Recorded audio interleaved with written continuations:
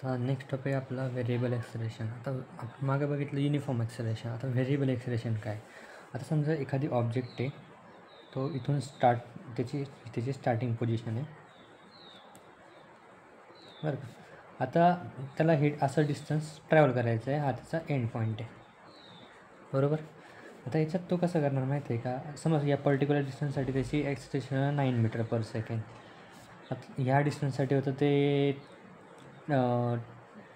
समज 13 होतं, इथं परत कमी झालं, इथं 8 झालं, इथं होतं ते 17 झालं.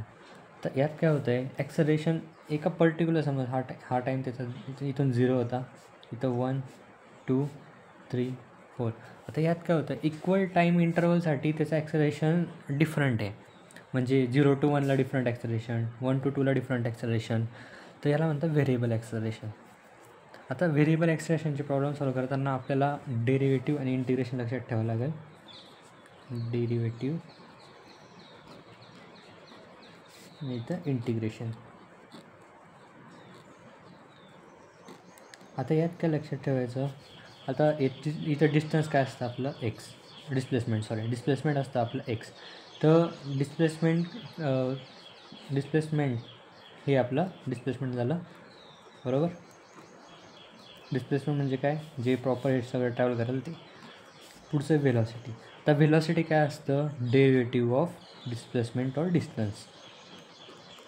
नंतर ते ॲक्सेलरेशन काय असतं, डेरिव्हेटिव्ह ऑफ व्हेलॉसिटी dv/dt. आणि डबल डेरिव्हेटिव्ह ऑफ डिस्टन्स. हे झालं. आता इंटिग्रेशन कसं असतं, याच्या रिव्हर्स. म्हणजे आपल्याला समजा ॲक्सेलरेशन काय असतं आपलं, a=dv/dt ना.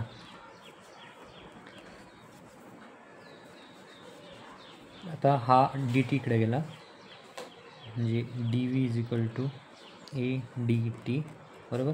इंटिग्रेशन ऑन बोथ साईड, v=इंटिग्रेशन ऑफ a dt. हे झालं पहिलं व्हेलॉसिटीचं इंटिग्रेशन. नंतर येतं डिस्टन्स. आता डिस्टन्सचं कसं काढणार, v काय असतं आपलं dx/dt. v या साईडला लागला, v dt dx. Again integration on both side, x v dt. Okay, हे आपलं लक्षात ठेवायचं आहे. हे जर आलं व्यवस्थित डेरिव्हेटिव्ह इंटिग्रेशन, पुढचे प्रॉब्लेम सोपे आहेत. स्वतः ह्याच्यावर न्यूमेरिकल. तर हे व्हेरिएबल ॲक्सेलरेशनचं न्यूमेरिकल आहे. The car start from a rest and moves in a straight line such that for a short time it's velocity is defined by v=90² + 2t where t is in a second. Determine its position and accelerator when t is 5 second. आता याच्यात काय, पहिले ते given लिहून घेऊ आपण. Given काय दिलं आपल्याला, व्हेलॉसिटी दिलं आहे फक्त एवढंच, स्क्वेअर + 2t. आता आता आपल्याकडे इक्वेशन काय ते बघायचे. आपल्याला त्यांनी काय सांगितलं आहे, वेअर डिटरमाइन द पोझिशन म्हणजे काय, डिस्टन्स. आता व्हेलॉसिटी आणि डिस्टन्समध्ये काय रिलेशन आहे, व्हेलॉसिटी dx/dt. हे तिथं यायचं v=dx/dt बरोबर. आपल्याला तर पोझिशन काढायची ना, मग dt ह्या साईडला गेला, v dt dx=vdt. मग taking integration on both side, हा झाला capital X, integration v dt. आता vची व्हॅल्यू सबस्टिट्यूट करायची इथं, 90² + 2t dt बरोबर झालं.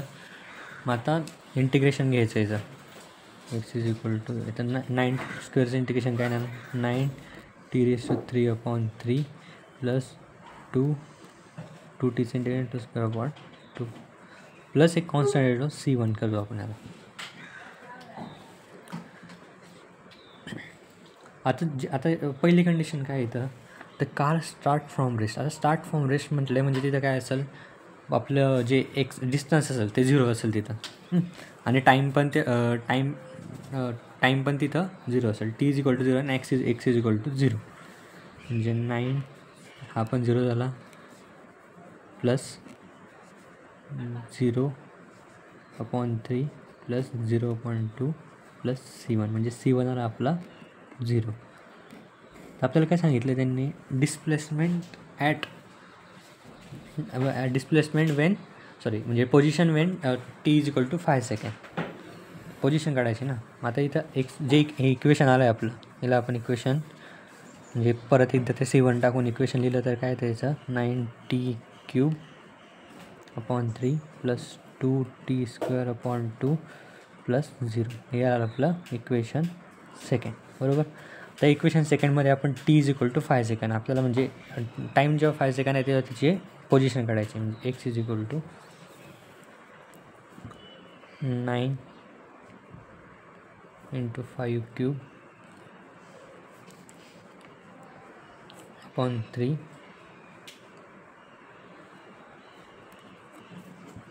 प्लस 2t × 5² अपॉन 2, बरोबर. आता हे आपण सॉल्व करू.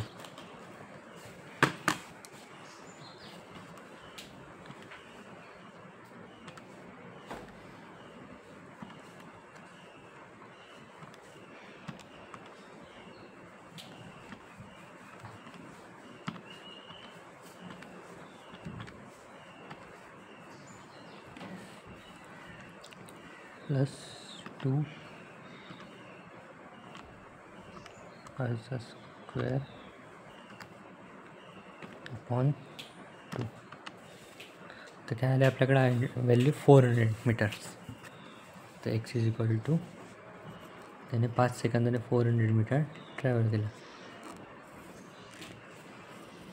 अजून काय काढायचं आहे आपल्याला, ॲक्सलरेशन काढायचं आहे ना. तर ॲक्सलरेशन काय असतं, ॲक्सलरेशनचा फॉर्म्युला काय, a=dv/dt. मग आता एचं डेरिव्हेटिव्ह घेणार आपण, म्हणजे d/9t² plus 2t upon dt.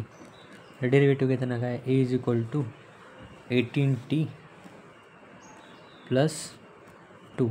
याच्यात 5 सेकंड व्हॅल्यू पुट केली आपण, 18 × 5 प्लस 2 हे त्याला 92 मीटर पर सेकंड हे झालं त्याचं acceleration.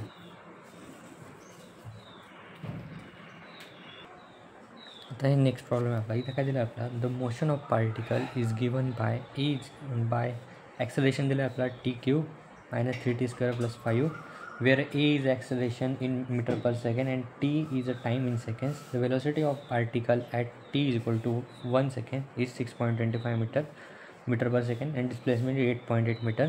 Calculate displacement and velocity. आता गिव्हन काय दिलं आहे आपल्याला, ॲक्सलरेशन दिलं आहे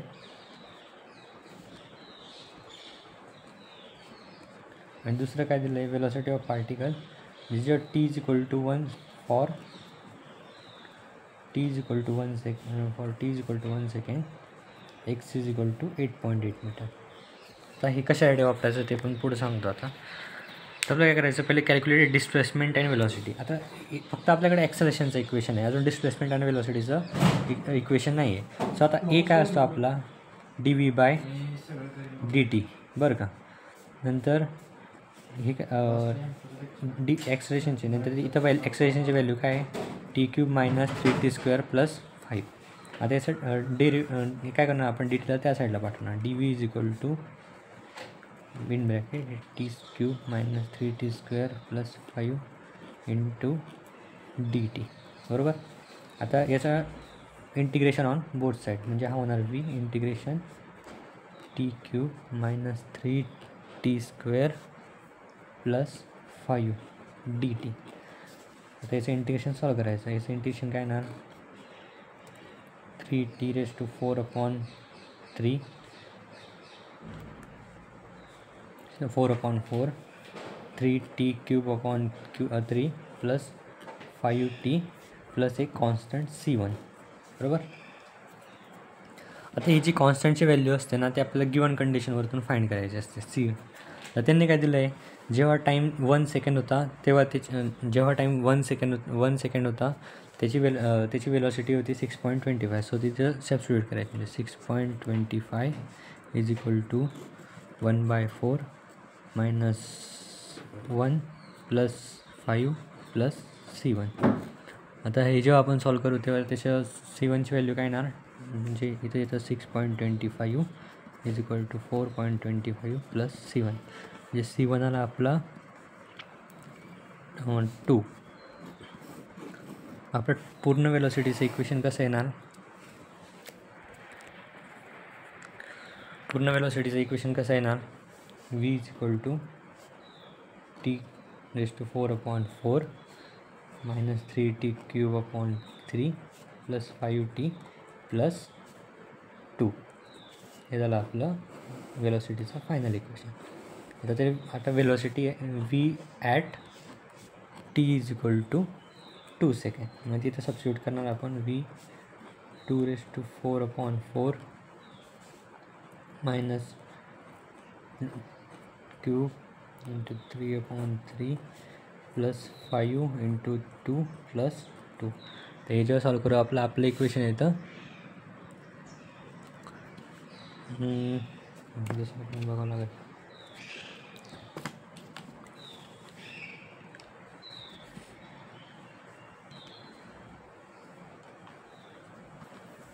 4.4 minus 2 cube plus 5 into 2 plus 2.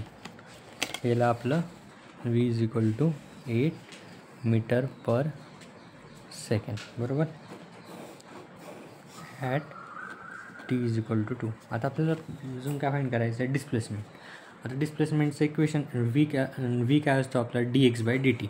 आणि तिथं हे जे इक्वेशन आहे याच्यामध्ये आपण हे सबस्टिट्यूट करू, vचे आहे dx/dt ना, त्याला इथं संपलं t is equal to t⁴/4 minus 3t, म्हणजे इथं टी क्यूबच घेऊ आपण, तो 3 तरी कॅन्सल झाला, प्लस 5t प्लस 2. अगेन मग इथं काय येणार, आपण इंटिग्रेशन घेतलं तर इथं त्यांना x येणार, आणि हे सगळं जाणार विथ रिस्पेक्ट टू dt. आपल्याला याचं इंटिग्रेशन घ्यायचं आहे, plus 5t plus 2 into dt. म्हणजे ते इंटिग्रेशन परत सॉल्व करायचं, म्हणजे t⁵/20 minus t⁴/4 plus 5t² plus 2t plus आता अगेन एक कॉन्स्टंट C2. आता आपल्याला C2ची व्हॅल्यू फाईंड करायची आहे ना.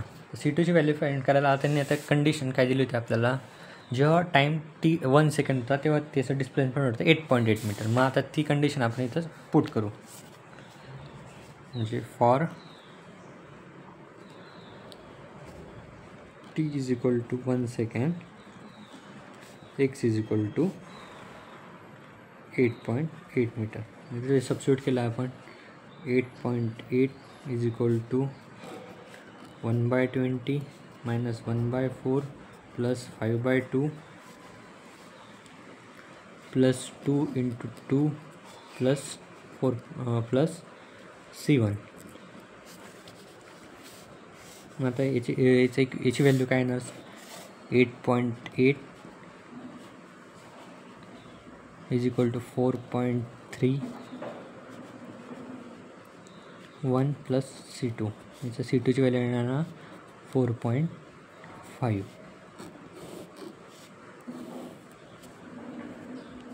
C2ची व्हॅल्यू आली. आता पूर्ण इक्वेशन काय येणार मग डिस्प्लेसमेंटचं, x is equal to t⁵/20 minus t⁴/4 plus 5t² plus 2t, आणि C2ची व्हॅल्यू आली आपली 4.5. मग आता आपल्याला काय करायचं, परत त्यांनी काय सांगितलं आहे, जेव्हा t is equal to 2 second असेल तेव्हा परत हे फाईंड करायचं आहे. मग आता इथं आपण टीची व्हॅल्यू परत 2 सेकंड पुट करणार, equal to 2/20 2⁵/20 2⁴/4 plus 5 into 2² plus 2 into 2 plus 4.5. आता हे जेव्हा कॅल्शियमला सॉल्व करू आपण, तर आपलं व्हॅल्यू काय ना, x is equal to 16.1 metre. हे झालं आपले यावरचे न्यूमेरिकल. आता याच्यात असेच न्यूमेरिकल विचारले जातात, काही वाटलं तर विचार.